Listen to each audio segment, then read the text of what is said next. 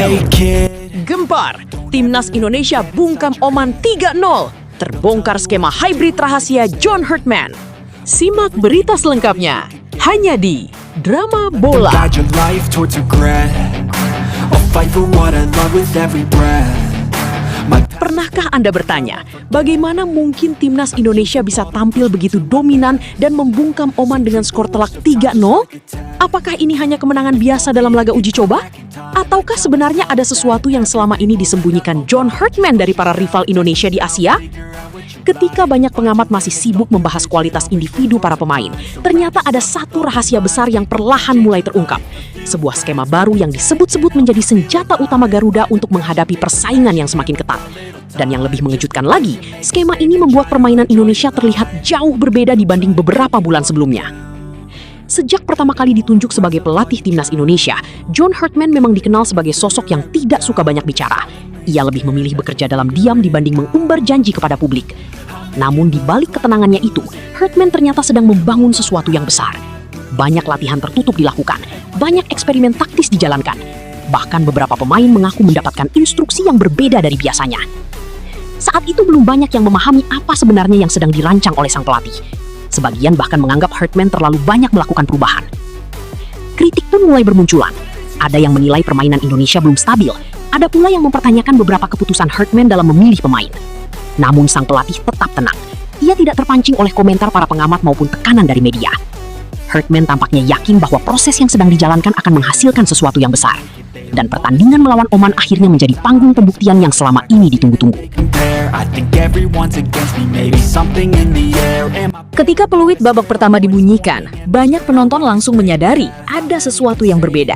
Indonesia tidak hanya bermain menyerang, tetapi juga sangat disiplin saat kehilangan bola. Para pemain terlihat mampu berpindah peran dengan cepat. Saat menyerang, formasi berubah menjadi lebih agresif.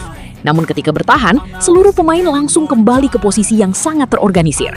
Perubahan transisi yang begitu cepat membuat Oman kesulitan membaca pola permainan Garuda.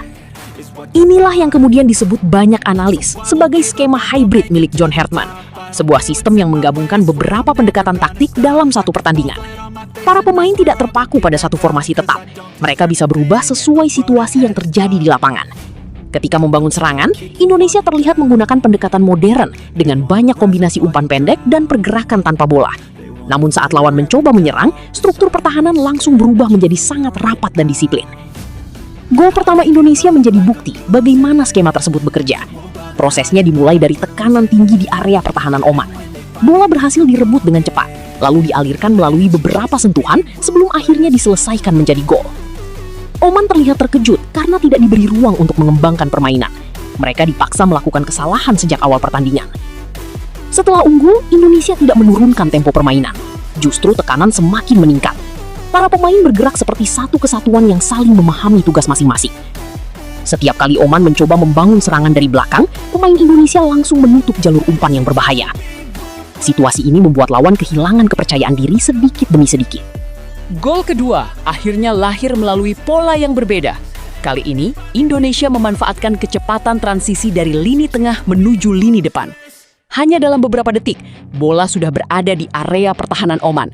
Serangan yang begitu cepat membuat para pemain belakang Oman tidak sempat melakukan antisipasi. Stadion pun bergemuruh ketika bola kembali bersarang di gawang lawan. Di titik inilah, banyak pengamat mulai memahami apa yang sebenarnya sedang dibangun Herdman. Skema hybrid bukan sekadar pergantian formasi. Ini adalah sistem yang memberikan fleksibilitas penuh kepada pemain untuk beradaptasi dengan kondisi pertandingan. Lawan tidak bisa dengan mudah memprediksi arah permainan Indonesia, karena pola yang digunakan selalu berubah sesuai kebutuhan. Memasuki babak kedua, Oman mencoba bangkit. Mereka meningkatkan intensitas serangan dan berusaha menekan pertahanan Indonesia. Namun justru pada fase inilah kualitas skema Herdman semakin terlihat. Para pemain Indonesia tetap tenang, tidak ada kepanikan. Mereka tahu kapan harus menekan dan kapan harus menunggu. Disiplin taktik menjadi senjata utama yang membuat Oman frustrasi. Gol ketiga akhirnya datang sebagai penutup yang sempurna. Sebuah serangan cepat yang dimulai dari pertahanan sendiri berhasil diakhiri dengan penyelesaian klinis di depan gawang. Skor 3-0 langsung mengubah suasana pertandingan. Oman terlihat kehilangan arah, sementara Indonesia semakin percaya diri menunjukkan kualitas permainan mereka. Here's your chance to be ruthless.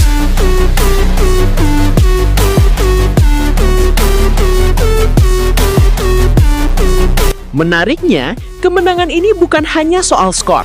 Yang membuat publik begitu antusias adalah cara Indonesia meraih kemenangan tersebut. Garuda tampil dominan, terorganisir, dan memiliki identitas permainan yang jelas. Hal ini menjadi sesuatu yang selama bertahun-tahun selalu diimpikan oleh para pendukung timnas Indonesia. Di media sosial, reaksi para fans langsung membanjiri berbagai platform. Banyak yang menyebut ini sebagai versi terbaik timnas Indonesia dalam beberapa tahun terakhir.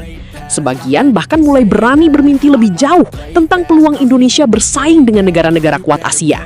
Euforia tersebut tentu bisa dimengerti karena performa yang ditunjukkan memang sangat menjanjikan. Namun di sisi lain, ada pula pendukung yang memilih tetap realistis. Mereka mengingatkan bahwa perjalanan masih panjang. Kemenangan atas Oman memang sangat penting, tetapi tantangan sesungguhnya masih menanti di depan. Justru karena permainan Indonesia mulai menunjukkan perkembangan yang signifikan, ekspektasi publik akan semakin tinggi. My face and I swear I will get back up, 'cause I don't deserve a thing and the road ahead is tough.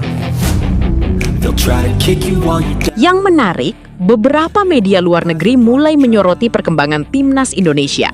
Mereka menilai Indonesia kini memiliki pendekatan taktik yang lebih modern dibanding sebelumnya. Nama John Hartman pun perlahan mulai mendapatkan perhatian dari pengamat sepak bola Asia. Banyak yang penasaran sejauh mana proyek besar yang sedang dibangun pelatih asal Kanada tersebut. Jika melihat perkembangan saat ini, bukan tidak mungkin Indonesia sedang memasuki era baru. Kombinasi pemain muda berbakat, pemain berpengalaman, serta sistem permainan yang semakin matang bisa menjadi fondasi kuat untuk masa depan Garuda. Namun semuanya tentu masih membutuhkan konsistensi dan kerja keras.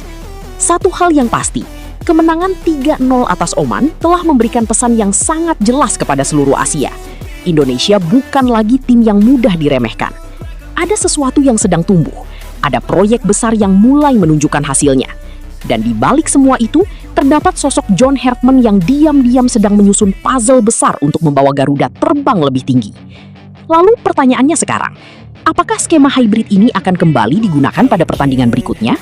Ataukah Hartman masih menyimpan kejutan lain yang belum diperlihatkan kepada publik? Jika kemenangan atas Oman hanyalah permulaan, maka mungkin saja kita belum melihat versi terbaik timnas Indonesia yang sebenarnya.